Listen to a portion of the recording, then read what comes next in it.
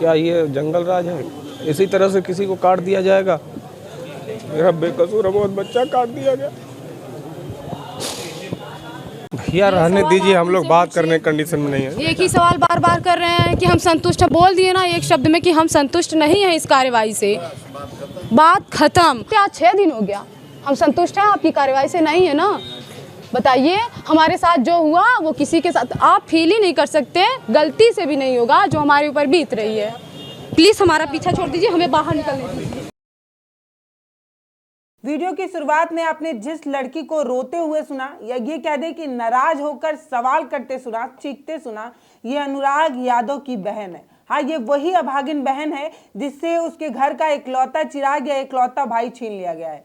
ये क्यों हुआ है ये आप सभी को पता होगा, क्योंकि उत्तर प्रदेश में लॉ एंड ऑर्डर जिस तरीके से काम करता है या जिस तरीके से सरकार की नाकामियों की वजह से, अपने प्रशासनिक लापरवाहियों की वजह से एक घर का चिराग बुझ गया, 5 बहनों का इकलौता भाई उनसे छीन लिया गया। ये हमारे सरकारी सिस्टम का ही नतीजा है। ये बात मैं इसलिए कह रही हूँ क्योंकि 30 से 40 साल पुराना ये जो मामला है, इसको सॉल्व करने में कहीं ना कहीं सिस्टम जो है वो सफल नहीं रहा। कहीं ना कहीं सिस्टम की लापरवाही रही, प्रशासनिक लापरवाही रही, दफ्तरों की लापरवाही रही, जिसकी वजह से आज ये दिन इस परिवार को देखना पड़ रहा है। ये जो वीडियो है ना, वो डीएम साहब के कार्यालय से बाहर निकलकर, ऑफिस से बाहर निकलकर शूट किया गया है। और इसमें ये जो लड़की है वो इसलिए नाराज है क्योंकि 6 से 7 दिन हो चुके हैं। अब तक कार्रवाई के नाम पर क्या हुआ है? 4 लोगों को अरेस्ट किया गया है, वो भी अरेस्ट नहीं किया गया है। ये 4 लोगों ने खुद ही अपने आप को जो है वो पुलिस के सामने सरेंडर कर दिया, ऐसे परिवार वालों का कहना है। बाकी की 2 लोगों को 7 दिन में पुलिस ढूंढ नहीं पाई है। 1 हफ्ते होने जा रहे हैं, लेकिन प्रशासनिक कार्रवाई पर लगातार सवाल खड़े हो रहे हैं कि आखिर सरकार कर क्या रही है, हमारा प्रशासन कर क्या रहा है। ये जो परिवार है, इसके अनुराग के जो पिता हैं, उनका ये कहना है कि वो कार्रवाई से बिल्कुल भी संतुष्ट नहीं है। और बार बार पूछे जाने पर वो कहते हैं कि उत्तर प्रदेश जो है, ये कहते हैं कि क्या जंगल राज आ गया है क्या? सरेआम किसी का भी सिर धड़ से अलग कर देना अपने आप में एक बहुत बड़ी बात होती है। ऐसा तो जंगल राज में भी नहीं सुना जाता होगा, या सुना जाता होगा तो वहां पर राम राज जैसी चीज नहीं होगी, लॉ एंड ऑर्डर जैसी चीज नहीं होगी, संविधान जैसी चीज नहीं होगी। लेकिन हम जहां पर मौजूद हैं, जिस प्रदेश में हम मौजूद हैं, उसे उत्तम प्रदेश के नाम से जाना जाता है। उसे राम राज का अगर कोई राज्य सबसे पहला होगा तो वो उत्तर प्रदेश होगा। इस तरीके की चीजें कहने के बावजूद भी एक वर्ग के एक शख्स की इतनी हिम्मत बढ़ जाती है कि वो एक परिवार के एक लड़के पर इस तरीके से प्रहार करता है और उसका वीडियो सोशल मीडिया पर वायरल हो जाता है। वीडियो लगातार वायरल है, सोशल मीडिया पर लगातार खबरें हो रही हैं। हर एक दिन 8 से 10 या क्या 20 से 25 वीडियोस लगातार अपलोड किए जा रहे हैं। सबका सवाल यही है कि योगी जी एक्शन क्यों नहीं ले रहे हैं। ये पूरा मैटर जो है वो कहीं ना कहीं पॉलिटिकल एंगल लेता भी नजर आया। योगी जी नहीं कुछ बोल रहे हैं, अखिलेश जी कुछ नहीं बोल रहे हैं, लेकिन परिवार लगातार चीख कर अपनी बात कह रहा है और कह रहा है कि बुलडोजर एक्शन कब किया जाएगा, बुलडोजर की कोई कार्रवाई होगी या नहीं, एसटीएफ क्या गहरी नींद में सो गया है, बेहतर खुराक लेकर उस गहरी नींद में सोया हुआ है क्या, अब क्यों कार्रवाई नहीं कर रहा है। इस तरीके की बात लगातार पूछी जा रही है। एक बात साफ है, ऐसा केस पहली बार नहीं है और ये आखिरी नहीं है। लेकिन जब लॉ एंड ऑर्डर के लिए लगातार चीजें कही जाती हैं और कहा जाता है कि भैया उत्तर प्रदेश की पुलिस जो है ना वो बहुत एक्टिव है, तो उत्तर प्रदेश की पुलिस अगर एक्टिव है तो 2 लोगों को 7 दिन के अंदर गिरफ्तार करने में क्यों असफल रही, ये बड़ा सवाल है। अब योगी जी इस पीड़ित परिवार से क्यों नहीं मिल रहे?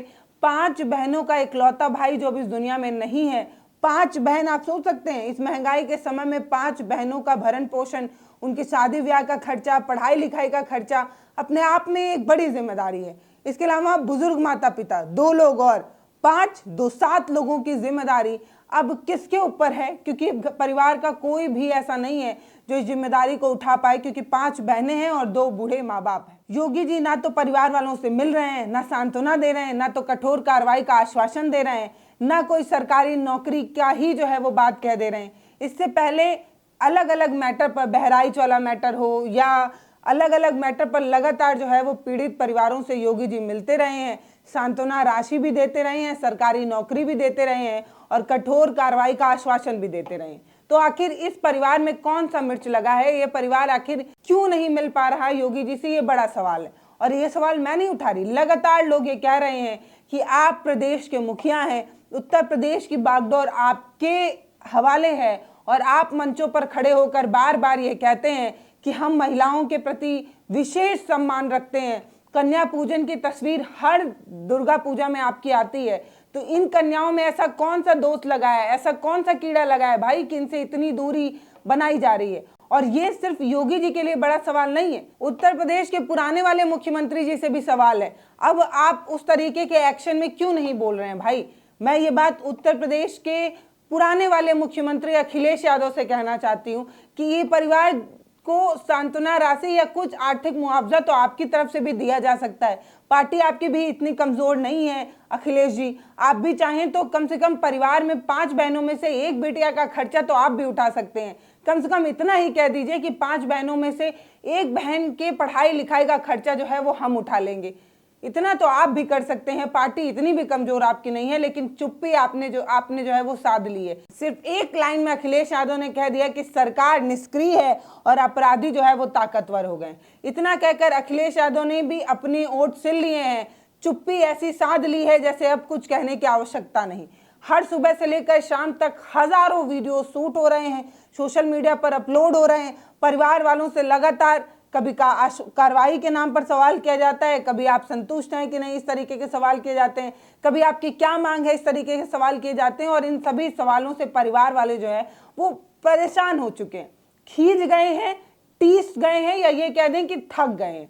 क्योंकि आप खुद ही समझ रहे होंगे कि लगातार 7 दिनों से कैमरों के बीच आकर अपनी बात कहना अपने आप में एक बड़ा फ्रस्ट्रेशन होता है। और ऐसे में तब जब आपको सबसे बड़ा घाव लगा हो उसके बाद भी आपको लगातार बोलना पड़ रहा हो।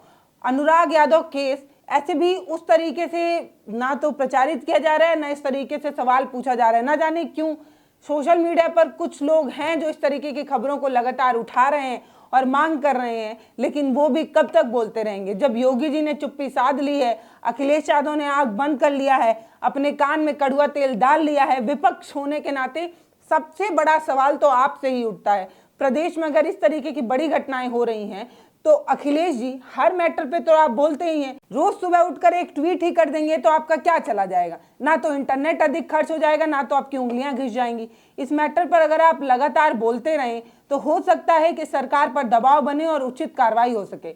लेकिन अफसोस कि अखिलेश यादव भी इसलिए नहीं बोल पा रहे क्योंकि दोनों परिवार जो पीड़ित है, जो दबंग है, दोनों यादव समुदाय से आते हैं और अखिलेश यादव राजनीतिक पार्टी से जुड़े हुए हैं और राजनीति में इनमें कोई एंगल इनको मिल नहीं पा रहा है, इसलिए उनकी चुप्पी है। योगी जी इसलिए पीड़ित परिवार को ना सांत्वना राशि देने को तैयार है, ना उचित कार्रवाई की बात कहने को तैयार है और ना सरकारी नौकरी की बात कहने को तैयार है। क्यों? क्योंकि उनको पता है कि यादव बिरादरी का वोट जो है वो अखिलेश यादव की तरफ जाता है। इस तरीके से ये परिवार जो है वो बीच में लटका हुआ है, ना तो इधर जा पा रहा है ना उधर जा पा रहा है। अखिलेश यादव ना इनके साथ खड़े हो पा रहे हैं, ना योगी जी इनका साथ दे पा रहे हैं। इसलिए ये परिवार लगातार अलग अलग कैमरे, अलग अलग माइकों में अपनी बात बोल कर थक गया है और अब मुआवजे के लिए या ये कह दें कि कुछ मांग कर रहा है, आर्थिक मांग कर रहा है। ये मांग बिल्कुल ज़रूरी है, जेन्युइन है और इस मांग को हमें और आपको समझना चाहिए।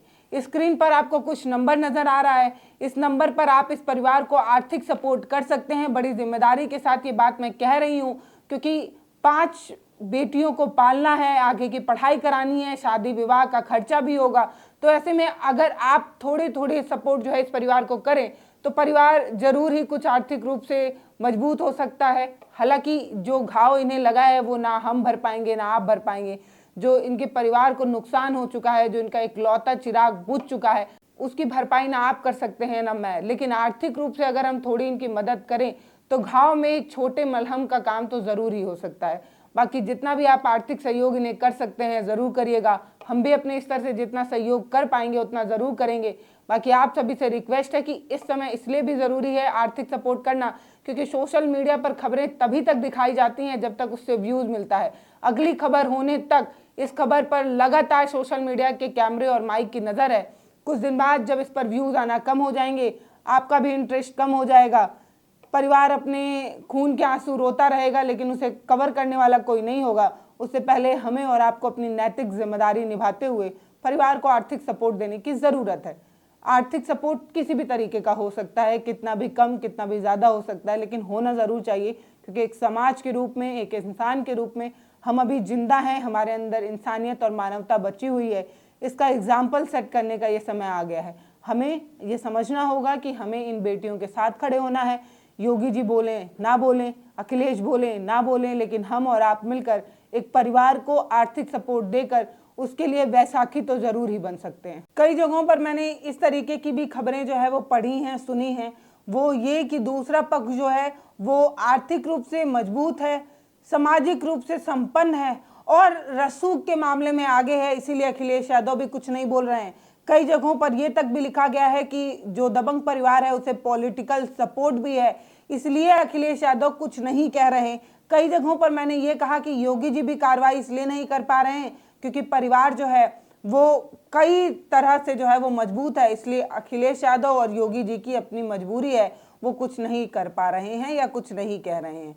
और ऐसे भी परिवार कितना दबंग है, ये बात आपको मैंने पहले भी बताई थी कि 18 मामले पहले से इस परिवार पर दर्ज हैं। ये परिवार अपने आप में दबंग है, ये परिवार अपने आप में समाज में, गांव में दबदबा बनाए रखने के लिए इस तरीके के काम करता रहता है। और ये बताया जा रहा है कि परिवार के एक लड़के को यूपी पुलिस में दरोगा की पोस्ट मिली हुई थी, उसका भी अपनी एक हनक, उसका भी अपना एक गुरूर था। हालांकि उस दरोगा को गिरफ्तार कर लिया गया है, उनके फ़ोन कॉल से ये पता लगाया जा चुका है कि किस तरीके से उन्होंने अनुराग यादव की हत्या की साजिश रची थी, किस तरीके से अनुराग यादव को मार देने की पूरा जो षड्यंत्र था वो दरोगा ने रची थी और उस दरोगा को अभी तक गिरफ्तार किया जा चुका है। डीएम साहब से परिवार मिल चुका है, एसडीएम साहब से मिल चुका है और कार्रवाई के नाम पर यह कहा जा रहा है कि वो लेखपाल जिसने 40 सालों से मुकदमा को टरकाया या ये कह दें कि मुकदमे पर कार्रवाई नहीं की, उस तक को निलंबित जो है वो किया जा चुका है। एक कठोर कार्रवाई अब तक या ये कह दें कि एक छोटा स्टेप जो है अब तक लिया जा चुका है, उसमें ये कि उस लेखपाल को निलंबित कर दिया गया जिसकी लापरवाही की वजह से इतनी बड़ी घटना देखने को मिली। लेकिन इस तरीके की कार्रवाई से ना तो परिवार अपने आप को भी संतुष्ट महसूस कर पा रहा है और ना परिवार वालों को ऐसा लग रहा है कि सरकार और सिस्टम उनके साथ खड़ा है। ऐसे समय में सरकारों को, हमारी सिस्टम को इतना मजबूत होना चाहिए कि पीड़ित परिवार को ऐसा महसूस हो कि सरकार उसके साथ खड़ी है, सिस्टम उसके साथ खड़ा है, प्रशासन उसके साथ खड़ा है। लेकिन इसके बावजूद भी परिवार लगातार ये कहता है कि आज भी हमारी बात नहीं सुनी जा रही, आज भी हम कोई रमेश हैं जो चाचा हैं उनके उन पर जो है हम एक एप्लीकेशन लेकर दर्ज कराना चाहते हैं, उनका नाम लिखवाना चाहते हैं, लेकिन प्रशासन हमारी बात नहीं सुन रहा। वो कह रहा है कि कार्रवाई हम अपने तरीके से करेंगे। आज भी पीड़ित परिवार की बात जो है वो नहीं सुनी जा रही, ऐसा पीड़ित परिवार का आरोप है। अगर इतनी बड़े क्षति के बाद भी प्रशासन न जाने क्यों इस पीड़ित परिवार के साथ नहीं खड़े होने को तैयार है, न जाने क्यों इस पीड़ित परिवार की बात नहीं सुन रहा, आपको क्या लगता है वो आप हमें कमेंट सेक्शन में लिखकर ज़रूर बता सकते हैं।